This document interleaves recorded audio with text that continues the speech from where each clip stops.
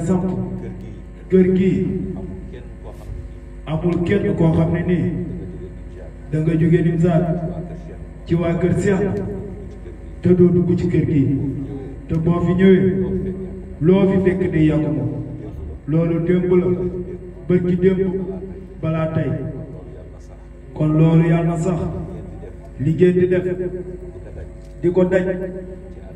ci addiya ak ci tarbiya ci kër Cheikh na Cheikh Saad du réer ndax Cheikh na Cheikh Saad la mu mënoon tey jii mën na lu ko te yàlla mayam jombul kenn yàlla mën na def ngeen sub seen maam ci xam-xam ak ci barke waaye lépp jëf moo koy indi te jëf bi fa mu tàmbalee mooy li nga xam ni mooy li ñu sunu maam Cheikh na Cheikh Saad seen maam Cheikh na Cheikh Saad bàyyi seen loxo bàyyi ko sunu loxo mooy zikrullah muy laa ilaha illallah ndax bépp jaamu yàlla boo xam ni yàlla da koo digle daf cee joxe lim ba mu des zikkar joxe wu ci lim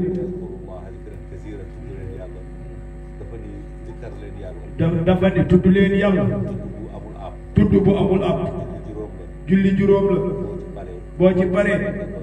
bu la neexee doo naa fi woor fanweeri fan la bu la neexee boo ci paree doo woor beneen bis aji màkk benn yoon la nekk farata boo ko defee benn yoon bu la neexee bul demati asaka 2,5% la boo ko joxee bu ko neexee bu la neexee bul saraxeet waaye tudd yàlla amul ab ndax yàlla dafa wax tudd leen ma tudd leen te ku yàlla tudd texe nga